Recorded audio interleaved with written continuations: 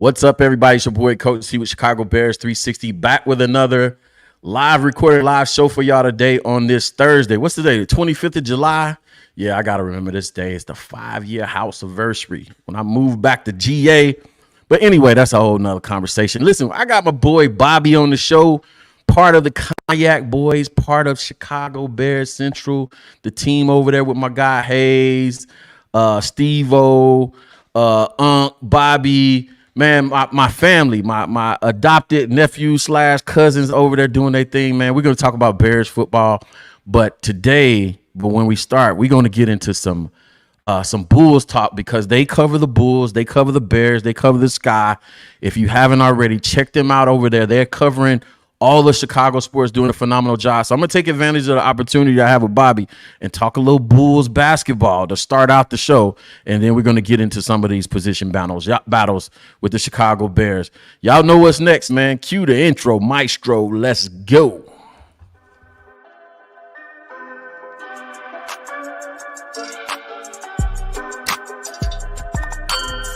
Life like chess move the pieces, you know I roll in silence.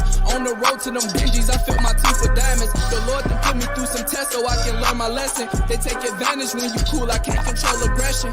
We go back and forth talking, so who we really blaming? Tell me to change, I'm not myself, and then you start complaining. Can't understand your situation if you had a main. But you cost me for some shots, we barely knew it. And just like that, we're back, Bears fans. I'm your boy, Coach T. My man, Bobby in the building. Yo. Man, huge shout out to Bobby joining Chicago Bears 360 today. Man, I'm excited for this day. You know what I'm saying? We've been trying to set this up for a minute, man. Bobby always, you know what I'm saying, provides a great commentary over there on Shop Bears Central. Of course, they're doing their things on all Chicago sports, man. Bobby, what's up, man? What's up, Coach T? Hey, first and foremost, love what you're doing over here. This is a great platform to be a part of. And I'm glad after we did our, the collab with the draft, we get to come back on during the summer at the start of training camp and we get to chop it up some more. So I'm happy. That's what's up, man. That's what's up. It's always a pleasure, man, to do a collab with my guy Hayes, the whole Shop Bears family. Of course, y'all familiar with Steve-O because he's a regular on the show. Bobby's going to be a regular on the show too. More Absolutely. Coming up this season as we get a regular rotation of people coming through. I got to do this, man, because we talked about this in pre-prod. I'm so excited, and I don't know why, man, but I'm excited about this upcoming version of the Chicago Bulls. So I wanted to talk about this a little bit first because we potentially, and I wasn't like, I wasn't so excited about the whole Giddey situation and for different reasons, you know what I'm saying? But the dude can play. He been balling his tail off, in this international tournament or whatever we're doing, all that. And then you're seeing the Lonzo Ball clips going out, and it looked like my guy got his stuff going. He looked like he got a little bounce. So I'm like, all right, boom. And then I got to talk. I'm going to say the best for last, the part that I'm most excited about. I got to talk about the guy that I've nicknamed Menace. And how you pronounce it? You pronounce it Buzelis? Buzelis. Yes, sir. I've given him the name Menace Buzelis because dude looks like a character. He looks like the villain off of a Guy Ritchie, one of those, British Guy Ritchie movies. He looks like the stereotypical villain. And Buddy plays like it, man. I like how he just like, bruh, you know what I'm saying? Anybody can get it. Absolutely. So how you feeling about this upcoming version of the Chicago Bulls as as they get themselves together for the offseason? Man, I'm looking at it, and Bulls fans should be excited, man. I think that it's been long overdue to where we see a quote-unquote youth movement, and it's an exciting time to be a Chicago sports fan. You got Angel Reese, you got Caleb Williams, and now you got Montes Buzelis adding on. You're still trying to see what the Sox and Cubs going to do, but more specifically with the Chicago Bulls, everybody should be excited, not only because this team is going to be young, but because they're going to run. They're going to be out here playing fast. They have three-point shooting available, and it's not like they went out and just shipped everybody off. They have some guys that have been with the squad for some years now, but they also have youth. So not only do you have youth, you have some of that experience to go along with it. And some of these guys are, I would say, not so much battle tested, but they have been battle tested at least a little bit with some meaningful games down the stretch, trying to make sure you get in the play in and things like that. That's meaningful basketball, at least for the Bulls. I know some people gonna say it's kind of, cutting them short a little bit because we haven't made the playoffs the last 2 seasons. And then the one season we did make the playoffs, it was one playoff victory. But a lot of these young players that played in those play-in situations and the playoffs, they still currently on the team. And you mentioned earlier, they traded for a young, intriguing point guard in Josh Giddey, for sure. Man, dude been putting in, you know what I'm saying? He been putting in buckets for Australia, I believe it is. Now, y'all work with me. I'm working on my Bull stuff. But he been putting in work with Australia, with the Australia team.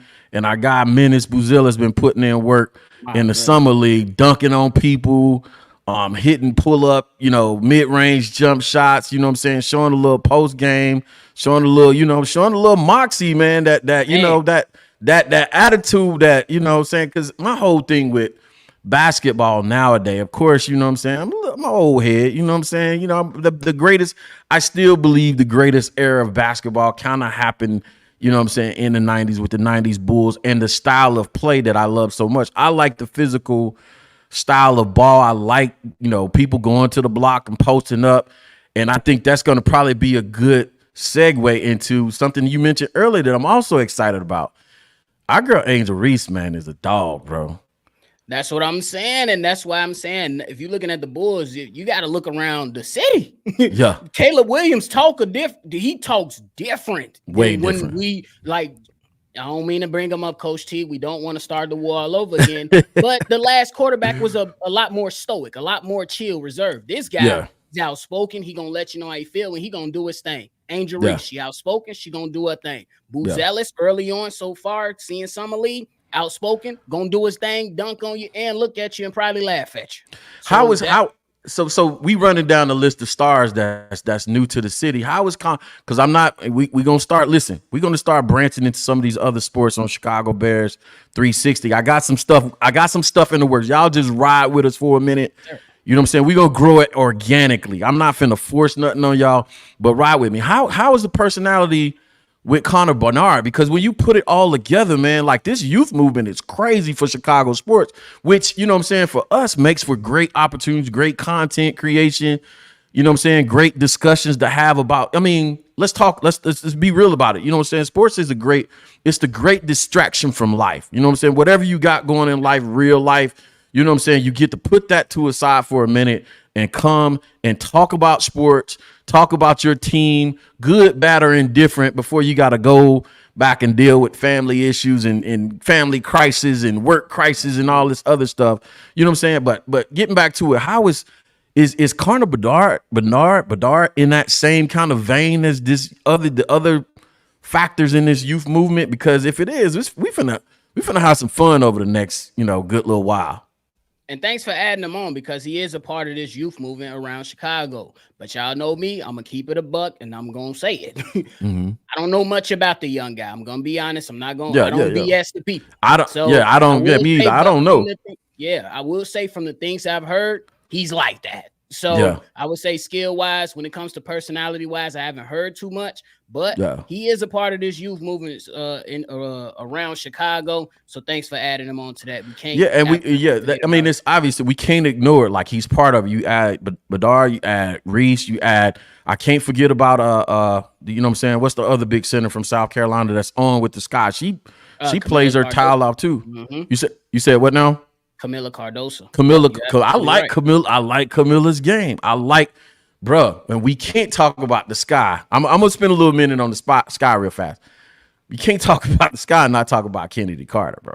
That's a fact. That's a young pit bull. It's like, I know she wanted vets, around the WNBA, but that's what we love in Chicago. We love those players that might not necessarily be the most talented all the time, but if you come out here, you work your tail off, and you show that you got that dog mentality, we'll love you even if you come in for a half a season in Patrick Beverly. Man, right. That's how we treat it. If you come and put on for your hometown, we're gonna rock with you. So it's really refreshing, man. And I love how the city is embracing them all. We're going to get to Caleb Williams later. Of course, we got to talk about Caleb Williams, the most polarizing figure in Chicago sports right now, obviously, and for obvious reasons. We'll get back to that in a minute. I wanted to talk about real fast the position battles, which is the focus of today's show, the key position battles on this Bears team. Of course, we're in day 5 of training camp. A lot coming out of training camp in terms of, Caleb's development. But I want to talk about the key position battles, starting with the wide receiver room, because, all the talk is Tyler Scott is lighting it up. Young guy, fast guy at camp. He's making big plays. He's obviously establishing a connection with Caleb. That wide receiver room is going to get crowded. And I got some names up here that once you start talking, I'm going to flash up there and see what you think about it. Who do you think after the main guys, DJ Keenan and Rome, who are the next 2 guys? Like, who's going to get left out? Because you got Tyler, you got Velus, which is probably going to be the focal point for a lot of people. And then we got Dante Pettis back on the roster. And then we got some other young guys there too. Like, it's not room enough for everybody. Who are you looking forward to probably making their mark? And really, I really want to know what you feel about Velus. Is Velus going to make this team? I start off with Velus. I think Velus, first of all, you are absolutely right with this room being crowded. I'm going to start off with Velus, though. I think this is Velus, bro, you got to get it together. And I believe that Velus has the value that Ryan Poles like when he's going out and selecting these players when it comes to attitude, the versatility aspect, and being productive when we need you to be productive. Velus has that opportunity right in front of him. You can come in, you could be a kick returner, punt returner, and you could be a deep shot threat when called upon. But it's going to be based up on him. Right now, all we've been hearing about is Tyler Scott. So right now, if you're talking about who's going to be that odd man out, it could potentially be Velus. I think Tyler Scott, with his skill set, I think the Bears are absolutely intrigued with him. I believe they're going to continue to work with him. And I believe right now, he looked like he added on weight too, Coach T. I'm just saying. He looked like he added on weight, and he was able to maintain that speed. He's going to have a huge opportunity. Right now, I got him penciled in that wide receiver 4. And then after that, it's a toss-up. I think Velus Jones, his time with the Bears is really going to be dependent on how well he performs within this training camp. And I think he's going to be placed in some situations during preseason, and he's going to have to capitalize, or he's going to find himself getting that talk. On the unemployment line. Hey, Ryan Poles, hey, come here. Let me holler at you a minute. Let me talk to you. No, I agree with you. One of the things I'll add about Tyler is this. Never underestimate the connection and the chemistry between a quarterback and a wide receiver, especially as you're seeing it early on. Right. Those things translate. Those things go beyond scheme and all this other stuff. If, a quarterback likes a guy, he likes a guy. And one of the things that I'm looking for schematically, because this is what we like to give you guys and allow y'all to key in on some of these things, just like the whole 11 personnel versus 12 personnel discussion, right? Tyler Scott or Velus as speed deep threats, they add a dimension to this offense. And I've heard the conversations about Rome being, sneaky speedsters and all this other stuff. Listen, that's great now. I'm not taking anything away from Rome at all. But when you have proven speedsters, 4-3 guys that are blazers that can go out there and, 11 personnel or empty sets, and they can spread the field, allow you to spread the field and open up the field for Keenan, Rome, DJ to work underneath, or Cole or Everett to work underneath, it makes a difference. It's not so much about them catching the ball. It's about the defensive coordinator coming into the game plan that week and saying, hey, guys, alert, alert, alert. 13 can go. 12 can go. You know what I'm saying? Don't forget about them, because you forget about them, and then we're gonna be routing you. You know what I'm saying? We're gonna be routing you up. But you made a great point about that part about Tyler, but also Velus. This is it, man. This is it. And again, it's learning the scheme, because I've seen the. You know how it is when sometimes our people, we in a room, you having the conversation, certain things are being said, and then certain things are being said without being said. And I go back to Velus. I go back to the St. Brown's interview with Justin Fields and them talking about Velus Jones in that interview. And they talked about how Velus was stupid fast, like stupid fast for his size. He's a blazer in a running back body. So they was talking about his speed, but then they also kind of hinted to in that interview that, you know what I'm saying, Velus, you know what I'm saying, he can't run and chew bubble gum at the same time. And that's not my words. It was what they would kind of it was kind of what they were labeling with. Like, hey, it may not be an issue of talent, it might be an issue of play retention or giving them too much to focus on at once. Either it needs to be the offense or special teams. Like, if you had to pick and say where could he possibly be the most impactful, especially with the new kick rules, what would you choose? Would you say, hey, Velus, listen, man, all right, cool, the experimental wide receiver, maybe that's not it. We gonna get you over here. Focus on this special teams and particularly kick return, because what I don't want to hear is the other room I'm hearing is about Rome Odunze has been over there taking kicks too. You know what I'm saying? I'm like, come on, bro. What are we doing? Yeah, I'm looking at Velus, and I just say that one of the best things when you talk about the special teams aspect, I look at Velus Jones as I really do believe, as long as if he can secure the ball without having to worry about that many people running towards him, he should be fine. The new kickoff rule helps with that. And I believe that with the speed, with the playmaking ability, he's shown, at least in certain moments, that he can make something happen, you know, when the ball is secured in his hands. Right. I think when we talk about special teams, kickoff, he should be fine. When we talk about the offense, Coach T, this one we talking about, can you get him in as a Cordell Patterson type? Not somebody that you're going to give 30 snaps to or anything like that. But we need to kind of change the tempo of the game or change the tone of the game. Easy change up pitch. Exactly. To kind of spark something within the offense or the team per se. You could place Velus Jones in there. We can run a jet sweep for him.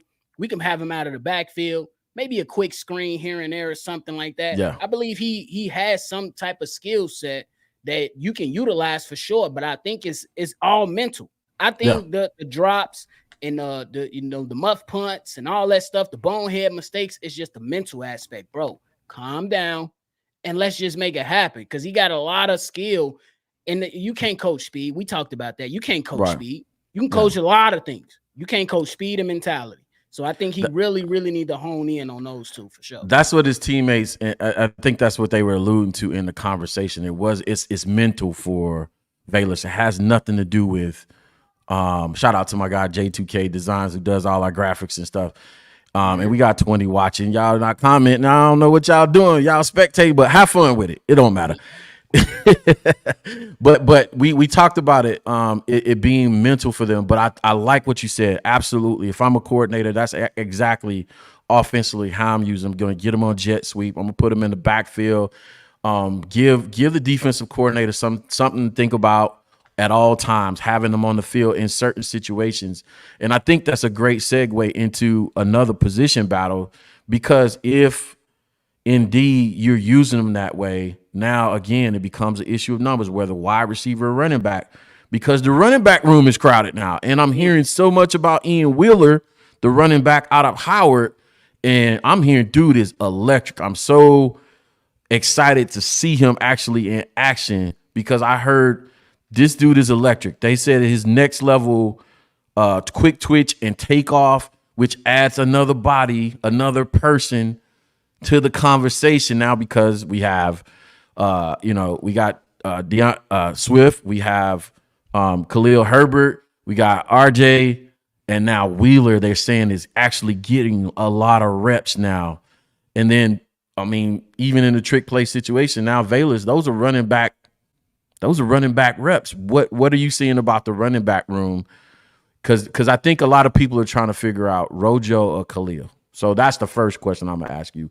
Like, after Swift, who's your guy? I mean, the person I'm gonna go with that I believe should have the opportunity is Roschon Johnson. It's not just because of the running style, you know what I'm saying, like that thumper that Roschon Johnson is, but it's also the pass pro. I believe he's a step ahead in the pass protection than Khalil Herbert, but we do know Khalil Herbert is a solid running back. So he will have something to say about it. We did hear something a couple days ago with a solid, report saying that Khalil Herbert was shining. Now, when you talk about Ian Willer can potentially be the reason Velus Jones is out. Going back to the last topic, or the last position battle we was talking about, simply because this was a kick returner back in college. So if he's able to secure the football that Velus Jones can't secure, he's adding value. Oh, and we can put him in occasionally, and he can go ahead and have an electric play out of the run game, potentially the pass game, and we can utilize him. Now your value goes up again. So this is why it comes down to Velus Jones having to hone in, but that running back room is absolutely crowded when it comes to everybody falling 2, 3, 4, and 5. Because Travis Homer, he might have something to say too. He's Shane Waldron, his guy. I see, and that's crazy. I agree with you. I like RJ because I like the whole concept of, the whole thunder and lightning concept, even though, Swift can give you some smoke too. And I said that last season. I thought we needed a more dynamic running back. I wasn't a Khalil hater. I understood the pass pro development and stuff that he struggled with early on when he came to the Bears, but you saw him become better at that last year. But when you talk about being in Chicago and really the nature of being a running back in Chicago, you have to have some dog in you. You have to have some shake and some. You got to be able to be both the feather and the hammer. You got to be able to finish strong and fall forward for like 3 yards, but also be able to shake somebody out their jock strap. And I just felt like Khalil could do the shake part, but when it came to, okay, put your head down and run the dude over, he'll rather just, all right, I'm going to take this out of bounds. Whereas Roschon come in, he like, look, you send your best guy, you know what I'm saying? You send your best linebacker, and we finna have a simple Oklahoma drill up in this hole. We'll figure out who the bigger man is later on. But after those two guys, then who are you looking at? I'm gonna go ahead and I gotta give it to. I'm gonna go Ian Willer, and then Travis Homer. You know what I'm saying? So the list gonna go with Swift. I'm going to show Herbert some love for now, but I think it's up for grabs and put him at number 2. And then Rojo 3, Ian Willer 4, Travis Homer 5. And may the best man win. And just to add on to that point regarding Khalil Herbert, Coach T, you know what's been – I don't know if you've been noticing, but the last few days, Jordan Howard's highlights with the Chicago Bears have been circling the Twitter world. And if Khalil Herbert just has some physicality – like a Jordan Howard, like how he played, and I agree with you. That physical part changed things. It was one great thing you told me last time we spoke on one of these podcasts. You said styles create fights, and that's been in my head ever since I heard you say it. I heard it before, but you said it so many times to where you nailed it in my head. And if you got some physical runners coming out of the backfield, that changes a lot of things for the opposing defense. That changes how you're going to attack on every single down when the Bears present a certain, formation or personnel that's on the field. That changes how you want to tackle a guy. That changes the mentality of the game and could potentially change the tone of a game. Like when I just previously talked about some of those explosive plays. And when I brought up Jordan Howard, it was just like watching some of his old highlights. You see, like, he was supposed to be down on some of them highlight clips. I know it's highlights. All highlight clips are made to make things look good. But nonetheless, you can't deny when a guy is literally running through somebody. Yeah. Khalil Herbert, I think he need to get that physicality part down pat for sure. No, for sure. I always get goosebumps when y'all come back and quote stuff I say. I get scared first and then I get goosebumps. Like, what did I say crazy now? No, it does. And one of the things that I'm not a big fan of it. Listen, I turned. I know y'all gonna give me the Kevin Hart damn, but I'm gonna say it. I turn 50 next year, man. Next summer. Dang. It's certain things, right? It's certain things, man, that I just fundamentally believe about football that you can't change. You can't change. You can't change certain things about the game. And then one of the things, especially if Chicago continues to be an outdoor stadium team, I feel like we in the past we've worked a little bit too hard to try to change the identity of this football team and try to become like some other teams. Well, they can throw the ball around the park in New England with Tom Brady or in Green Bay. You know, why can't we do it in Chicago? I kind of scoff at that a little bit and say, okay, that's cool. That's nice. It would be nice to do it. But why can't we have our own style? Let it be Chicago style and punch people in the mouth. If that's who we are, be who we are. It bodes well for playoff football in December and January.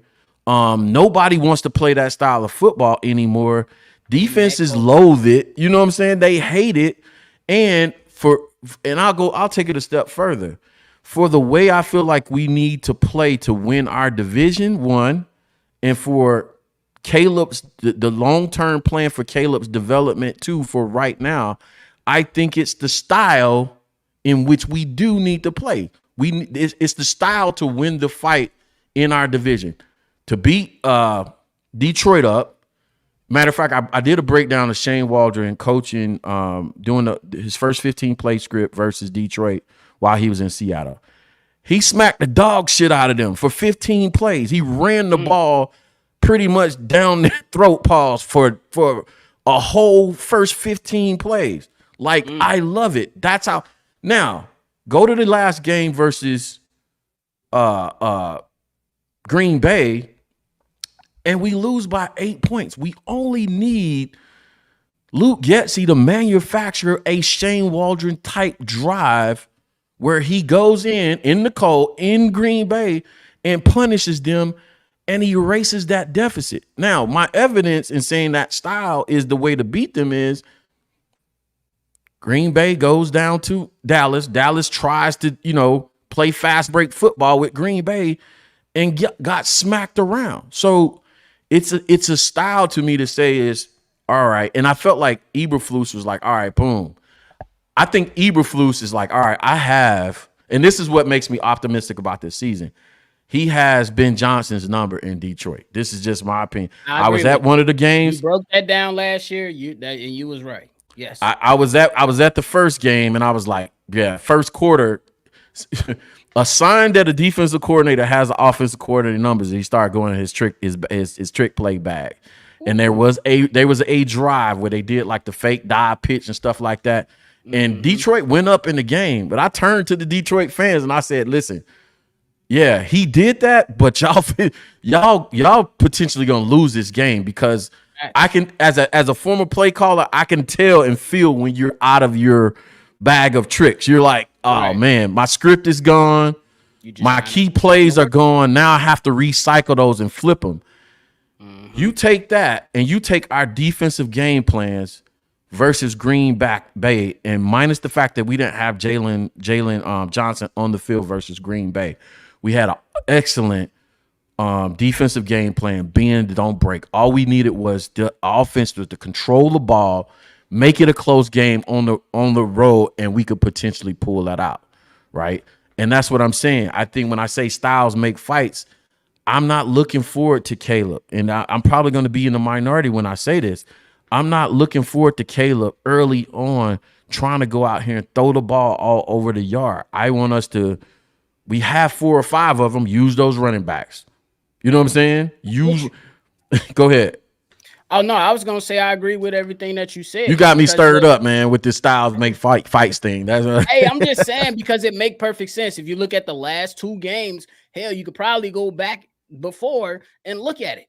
The Bears don't get stomped until the second half of these games with Green Bay because now the Green Bay has went into the locker room, adjusted a little bit, and the Bears still have some reserve, have some caution to approach this game. And I'm with you. A more physical game from the Chicago Bears will be more sustainable, at least in certain situations, to help create those fights that you want. And I want to go back to the 06 season.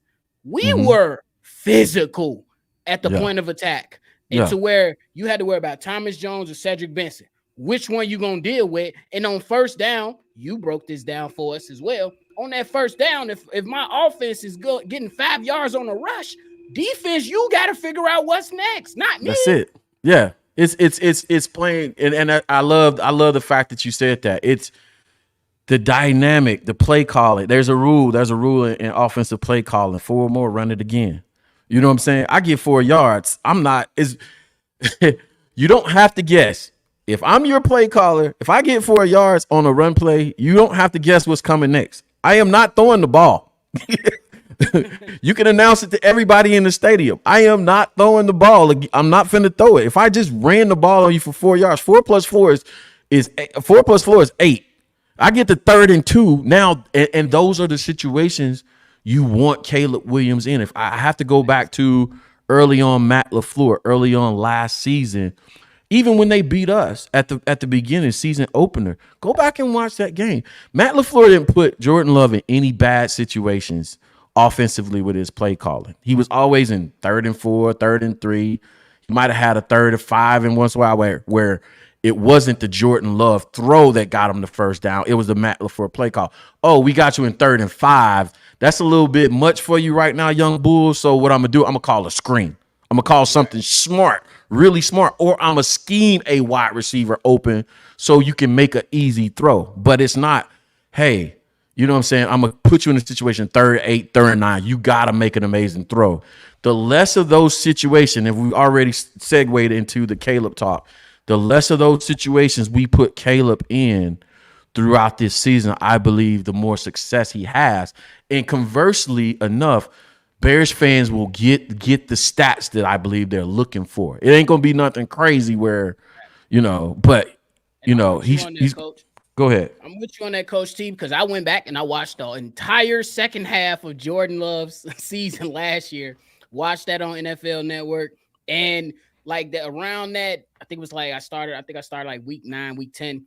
When they was going up against Pittsburgh, he was still kind of holding them back a little bit. But when they went up against, your LA Chargers and started to move on down, they was like, okay, Jordan Love, we're going to open things up for you. When we feel like you need a little help, we're going to run this specific play for an outlet or your security blanket, which at that point was Jayden Reed. And then they went a few weeks into it. And then they say, okay, teams are starting to, game plan and look for Jayden Reed. So now we're going to use him as the distraction. We're going to go ahead and fake this jet sweep, and we're going to hit Christian Watson down the seam. We're going to have this hard post over across the top with Dobbs or Wicks, who started to, come to the forefront later in their season.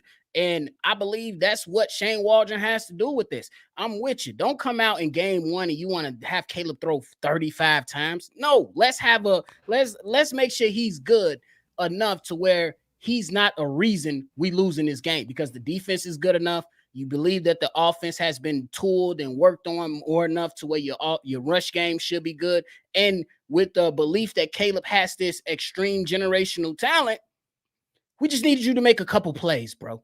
Yeah. When we don't need you to come out and just be this magician right away. But later down the season, now we're going to say, okay, Caleb, we seen you work these couple weeks. Now we're going to open it up for you, get you a security valve, and then, continue to tune up and tweak different things to where it completely fits him, and then he can thrive. Yeah, I said after week starting somewhere around week 12 plus is when I expect Shane to open it up for Caleb a little bit. But I want to get to this because we're right at a week away from Bears football. You know what I'm saying? Listen, I'm getting pumped up. I'm getting excited. I had conversations with your spouses. Whoever you love alike. Had those conversations. It's funny, man. It's funny you mentioned that because every football season, my wife comes to me and she'll ask me, she'll go, hey, she goes, when do they start playing games again? And before I actually get the answer, she does like this. Right. She just start the slow wave, and I'm like, come on, baby. It's not like that. She's like, and she'll go out to Facebook and post it like, hey, ladies, say goodbye to your husbands. I'll add to that. It actually started earlier this year when NCAA 25 came out. You know what I'm saying? I saw so many posts on social media like, you're done. These dudes out here playing this game like crazy. I want to ask you about next week's Hall of Fame game. Unfortunately, I won't make it. I was offered tickets, but it's the first day of school. That's what I'm saying, man. It's the first day of school right there too. Yeah, man. It's the first day of school, and it's my first year in 10 years, man, being a full-time dad again, and I'm not missing this. Fact. Yeah, not missing that. But how do you see it playing out on playing times when it comes to playing time for Caleb going in there? They said that they used the CJ Stroud and I believe Justin Herbert play schedule or play count as a model for how to treat it with Caleb, and anywhere from 45 to 65 plays in the preseason. What do you think we do next week with Caleb? I don't. Me personally, I would love to see him go out and play for a drive, man. Yeah. I would love to just try to see if he can string together a drive, see how it looks, and then just kind of move on, and then you kind of build off of that. I don't think you necessarily have to rush it in the Hall of Fame game. It'll be great. Me as the fan want to see it, but me as the guy that's gonna think logical. Look, if you're gonna play him for a series or two to max.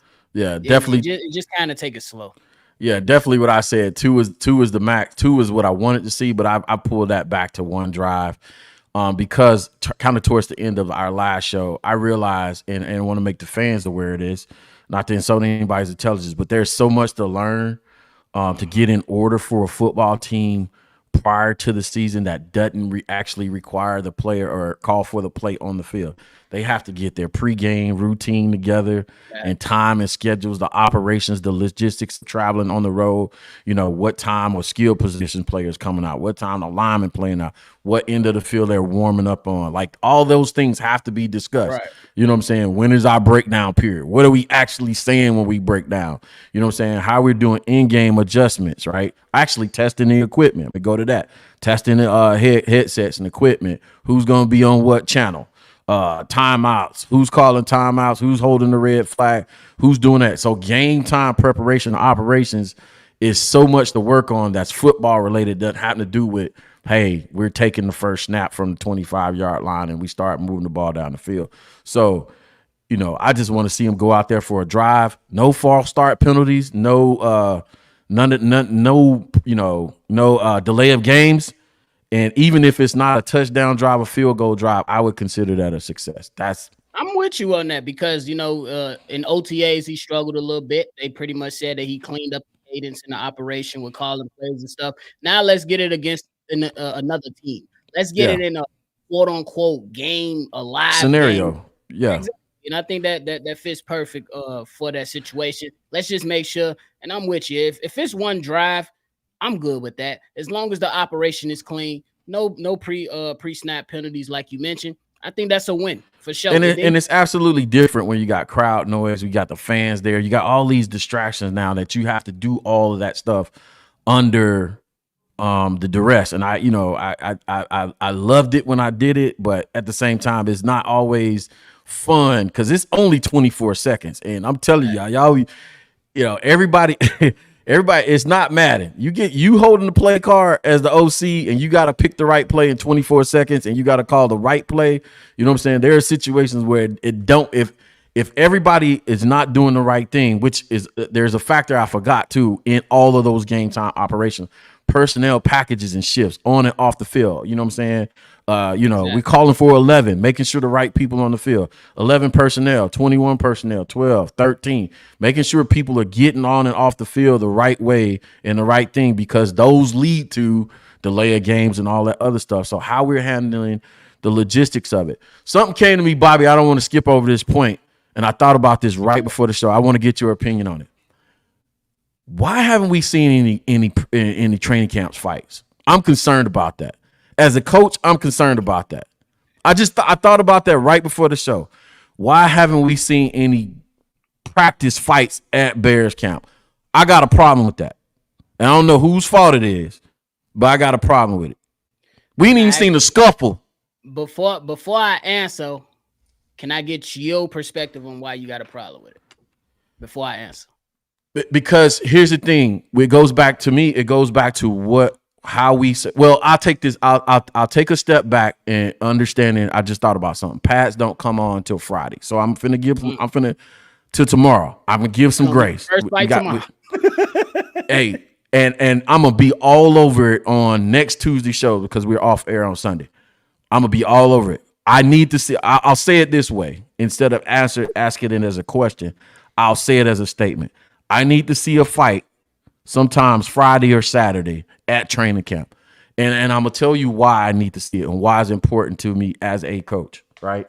And it don't matter what level you coaching at. I want to see players get into it in the summer when it's not the season, because you can always reel them back. But what you can't do is you can't put that dog, you know what I'm saying, the hunt in the dog when the season starts. If you ain't got it and if you haven't instilled a physical protect your brother on your side of the ball mentality in your team, the psychological part of coaching, Coach Flu's defensive coordinator, special teams coaches, usually DC, the special team quote, that's the one that's instigating these type things. It's usually those two guys. And an O-line coach will get in there every once in a while. But if you don't see it, it ain't going to be in them. And the style of ball, going back to style of play, style makes fight. The way we have to play ball early on in the season, our offensive line, Tevin, if it's Bates or Sheldon or your other guy at the guard, whoever it is, somebody need to establish who the alpha dog is on that O-line and D-line, and they need to start getting after some people's asses, because we have to be bullies for the first 10 to 12 games of the season. You have to be able to walk up to the line of scrimmage and be like, hey, defense, so we're going to run it through this B gap right now, and there's nothing y'all can do about it. I can't tell you how many times I heard that while playing football. There's nothing you can do about it. Yeah, I was going to say, I honestly don't know why it ain't been nothing that hasn't, been mentioned as of right now, but I would say, to your point, it's coming. And to some of the people that's in the chat, it's coming. Why? Coach T, what opened my eyes? For the first time in a while, I got a report that said the offense has been talking smack back to the defense. I don't think I heard that in the last few years. Yeah. That's just me personally. I don't think I have. If it was an article or reported out there, somebody let me know. But in the last few years, I haven't heard that the offense was giving it back to the defense and talking smack. That happened this past week. So I would say, to your point, it's loading up. And I'm with you. At some point, bro, because you coming out the gate against Tennessee, you going week 2, you going against the Texans. And I know the other games after that, but I say after that bye week when you got Arizona and the Patriots, and you got 3 very, very winnable games before you go into your first divisional game, you got to come out firing. And I'm with you on that, man. That mentality is something that has to be, developed with some players. Some players already got it in them. And I got to call players to the front. Jaquan Brisker, Montez Sweat. Y'all say y'all tired of losing to Green Bay? Show me. Don't tell me. Show me. It's time. Put up or shut up. I mean, if you think about, you made so many good points. You called out the fact that we play Houston, we play Tennessee, first game of the season. Tennessee is traditionally a very physical football team. Traditionally, absolutely. Physical. By the way, I saw the Houston clip this week in the fight. I saw that DB run up on that tight end. I forget who it was. It was Dalton and Stingley or something like that. Ran up on him and snuck him. He ran up on him and snuck him. I don't care if it was a sucker punch or not. I need to see y'all throwing them hands at camp. If you not throwing hands, then y'all not ready. You not ready. You know what I'm saying? I don't never underestimate the power. Listen, they don't get to do Oklahoma drills and all that stuff no more. But listen, I need the chatter to get so loud that we at least come together and have, you know what I'm saying, the church meeting, the congregation meeting together and talk about some things and use some nasty language, because I need to know that's in there. Everybody get cussed out by Coach. You can't sit there, jersey all tangled up, your collar all, I need the equipment manager to start. He need to be able to replace some equipment. You know what I'm saying? I'm looking forward to the fights. I'm saying I need to, and you know what I'm saying? Because again, people can say what they want to. They can say what they want to. I know y'all, don't want to hear Justin Fields talk, but just specifically for the conversation about culture in Pittsburgh, right? Mike Tomlin, like, bro, you understand what kind of mentality you got to have to play in the NFC North? You playing Baltimore twice a year. You got to play Cincinnati twice a year. You got to play Pittsburgh twice a year. Come on, dog. What are we talking about? And I need Billings. I need Pickens. You know what I'm saying? You also think about the years that these players are in. You know what I'm saying? Javon Dexter, second-year player. Pickens, you know what I'm saying? Good player, great player, physical player, but he's a jolly guy. You know what I'm saying? Sweat, pretty laid back. Great player, laid back. Walker be doing the talking. You know what I'm saying? Trey and TJ pretty much laid back. Jack don't say nothing. Who's the alpha over there on defense? Y'all want to be a top 5 defense? Who gonna be the dude? I hope one of y'all see this. I hope one of y'all stumble across this video. I'm calling you out. Who's gonna be the dude? And as far as the offense is concerned, you can't really approach offensive football with hair on fire mentality. You know what I'm saying? You can't listen to Enter the Sandman before every game and just come out there. If y'all don't know what Enter the Sandman is, I don't know what to tell you. But anyway, if you can't listen to Enter the Sandman as a quarterback, come out every day and just say, I'm run through everything. But I'm telling you, it has to be one of those offensive linemen, or 2 of them, that's going to be like, I'm the enforcer out here. I need those. Go ahead. I'm sorry. I'm getting fired up, man. I'm with you because I think the offensive lineman that came in and who's already been talked about, who potentially can be that vocal leader, who Tevin Jenkins called that vocal leader, is Ryan Bates. I know Ryan Bates has not been a starter his entire career, but you don't necessarily need to be a starter your entire career to be a vocal leader and hold people accountable. Great segue. Great to get back to position battles, because I was going to mention that. Position battle, center, Shelton or Bates. Who's your guy? We're already hearing, like you said, that Ryan Bates is being a vocal leader. I'll say this about centers. I started out with offensive line, coaching offensive line. Best group. If you want to become a football coach at any level, best group to start with. Best group of personalities. And it's the best position group out of all position groups to coach in football. But also, if you want to learn the game, both offense and defense, and understand how the game is played and how the game is won, start with coaching offensive line. Who's your guy? To me, Bates, right now, to me, I understand that it's going to be a talent thing. When you talk about them, you're going to talk about the talent aspect. As of right now, because the bot stole all the damn tickets to training camp, I can't get to training camp to watch. But nonetheless, I think that when you play this center spot, you gotta have some type of clout. You gotta have some type of leadership to where the rest of the guys want to follow with you.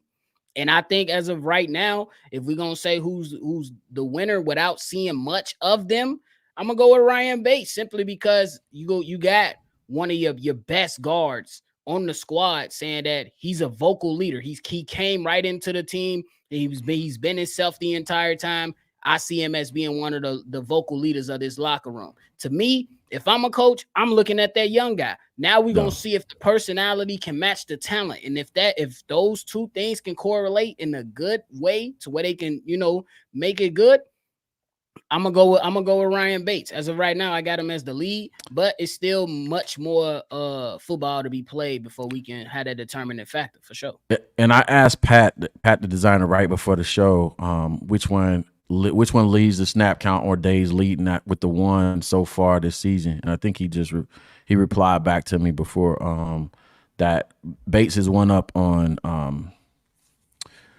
He said they swapped out, but Bates is one up on them in terms of running with the ones. But it's the 5th practice, so if they're swapping out, obviously he'll be up front. But at 6'4", 305, and being a vocal leader already, and that's being noticed by the other offensive linemen, I'm giving him the edge as probably going to be the guy that start there. But just off of dimensions alone, and 6'5", 285 is nothing to scoff at.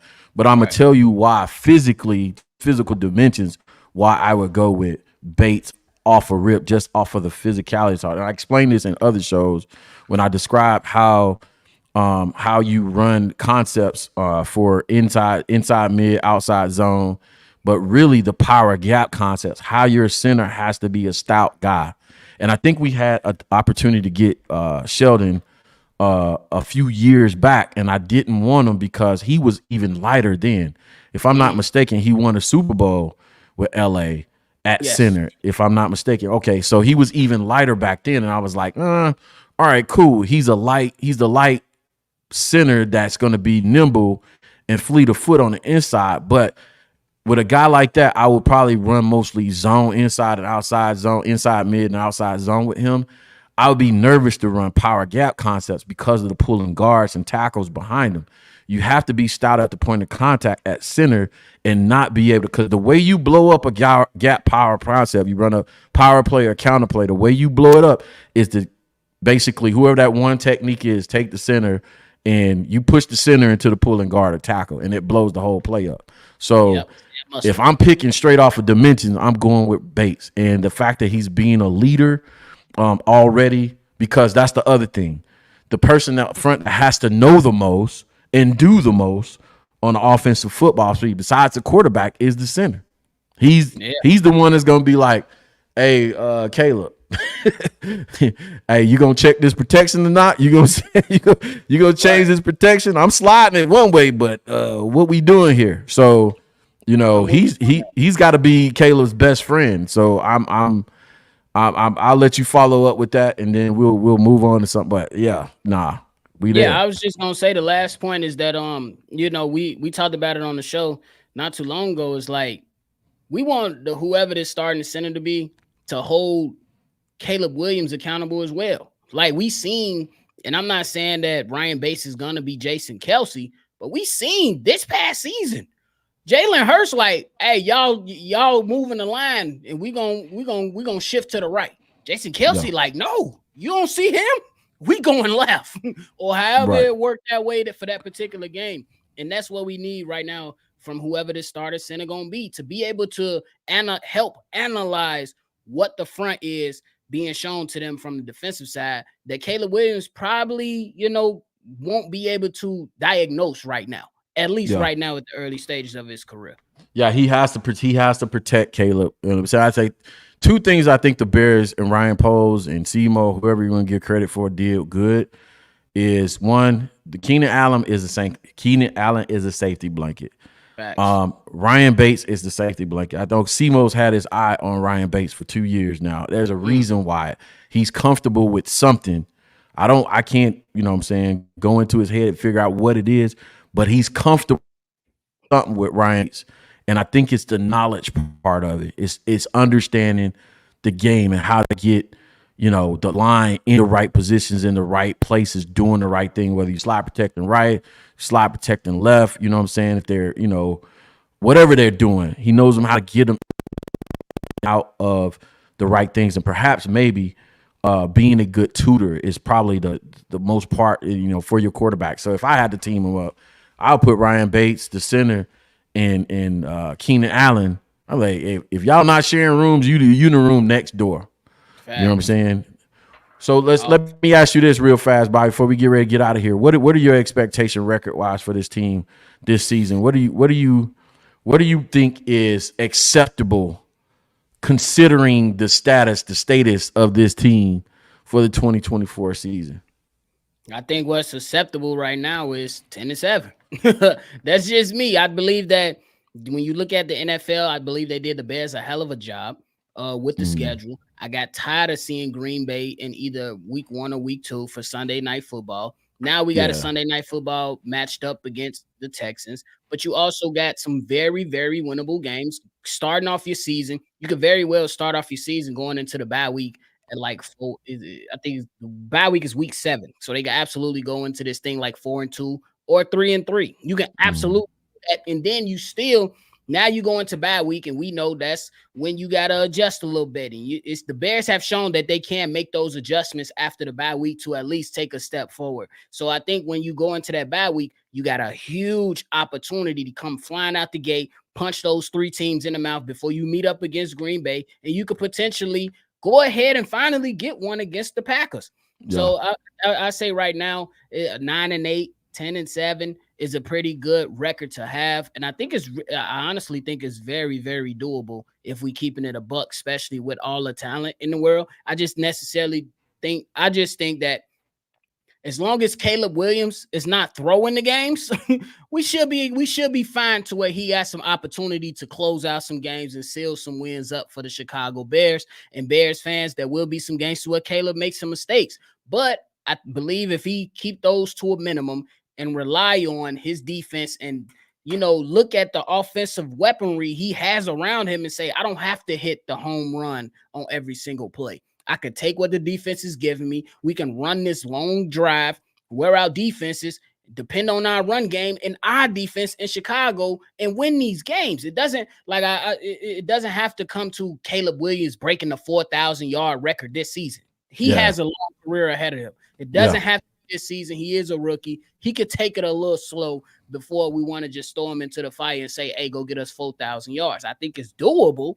But I don't think it's not a necessity right now. He got a lot of opportunities to just go out here, play good, productive football, win some football games, and just take his time to get better. He doesn't have to rush into anything like quarterbacks for the Chicago Bears in the past.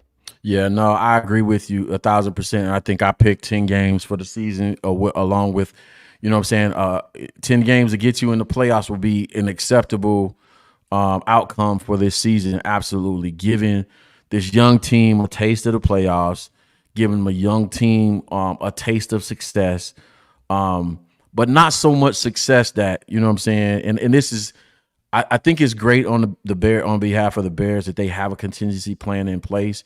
But to me, the biggest person that I'll be watching throughout the season, and y'all gonna see me, I'm gonna drive in on I'm gonna focus in, hyper focus in on it when I do the film breakdown, is what Shane does with this offense. And I think we have the guy.